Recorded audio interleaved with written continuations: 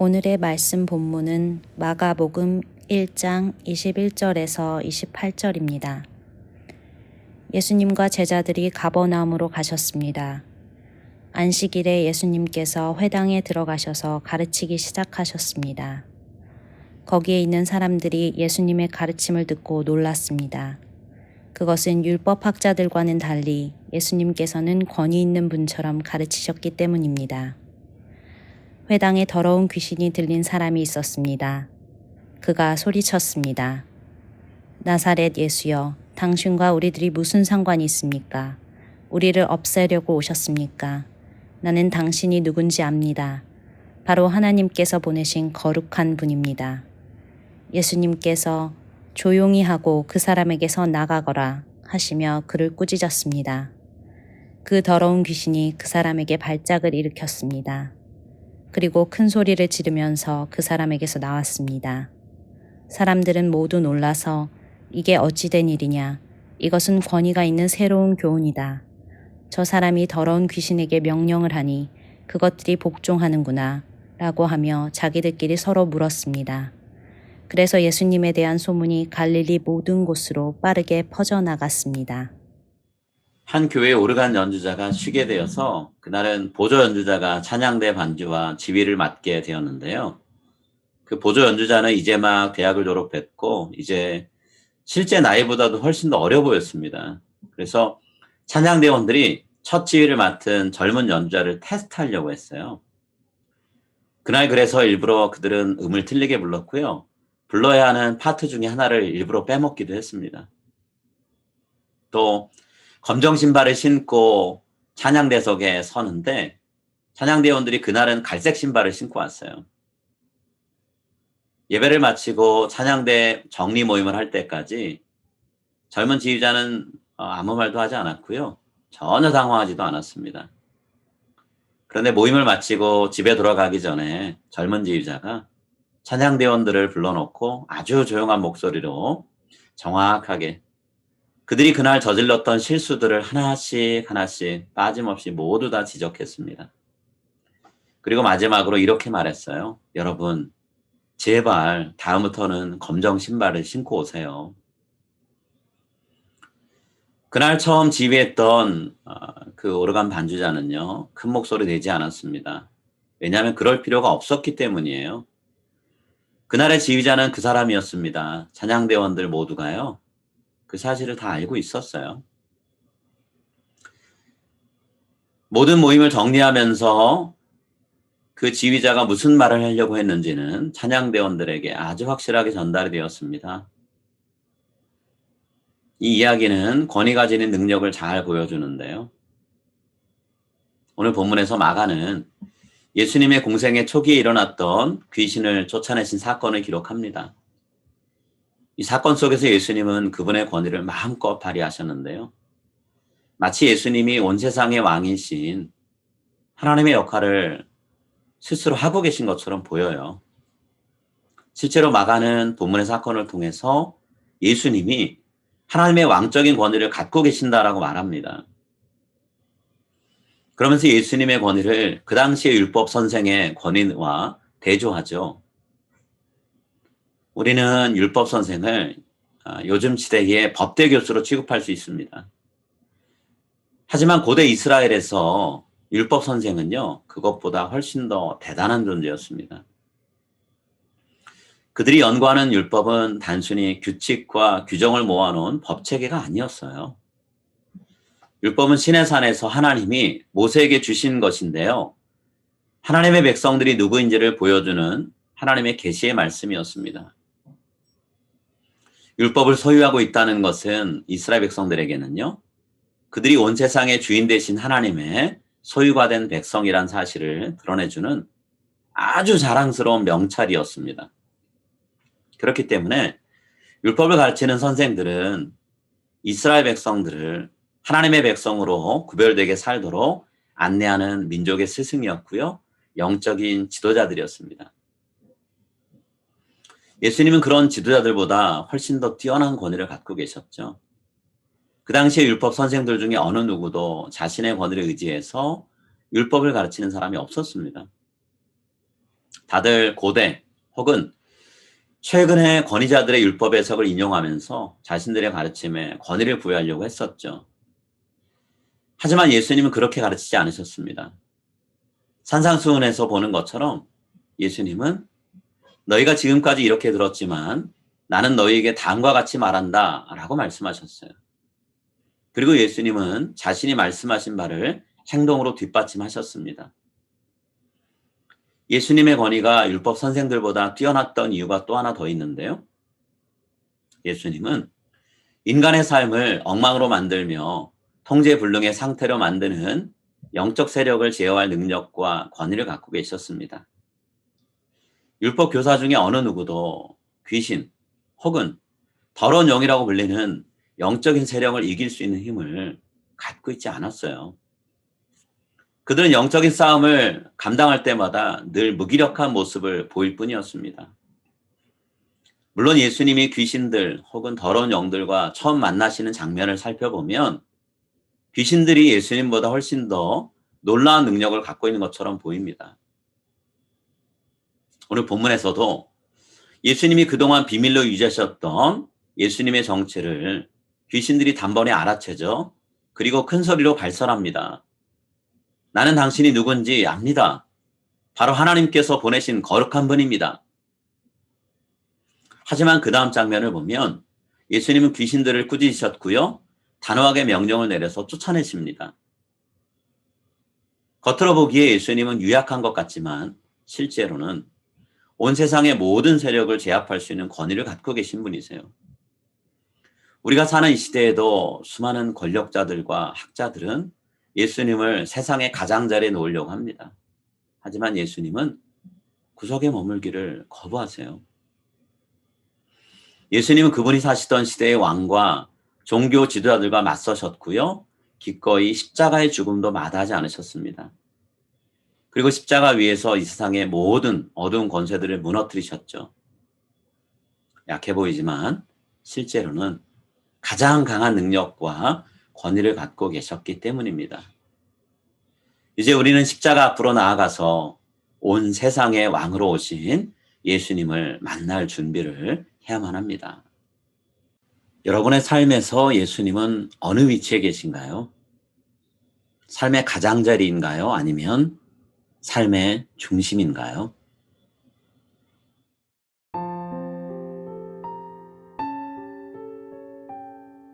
이제 오늘 주신 말씀을 붙잡고 다음의 기도 제목으로 함께 기도하시겠습니다.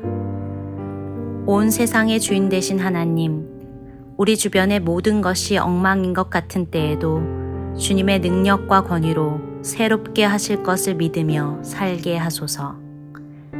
예수님을 내 인생의 가장자리로 내몰지 않고 삶의 중심에 모시고 왕으로 섬기게 하소서.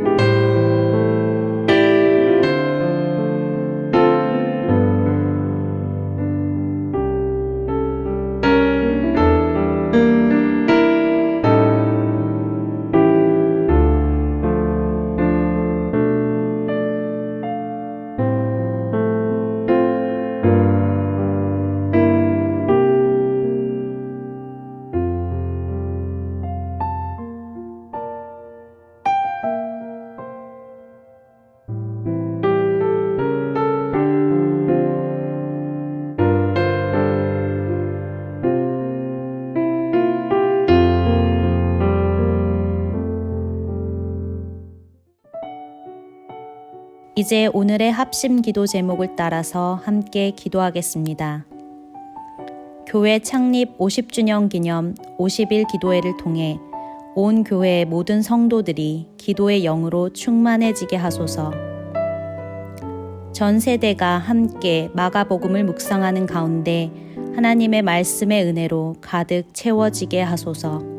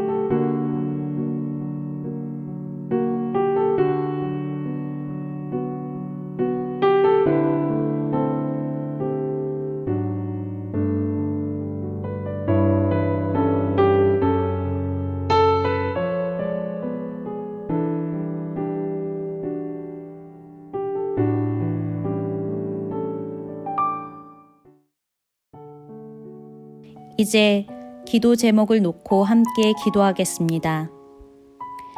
백신 접종이 순차적으로 이루어져 감염자와 사망자의 수가 줄게 하소서. 치료제가 하루속히 개발되어 건강과 생명의 위협을 받는 환자들을 살려주소서. 코로나 팬데믹의 영향으로 무너진 개인, 가정, 사회 전반을 다시 일으켜 주소서.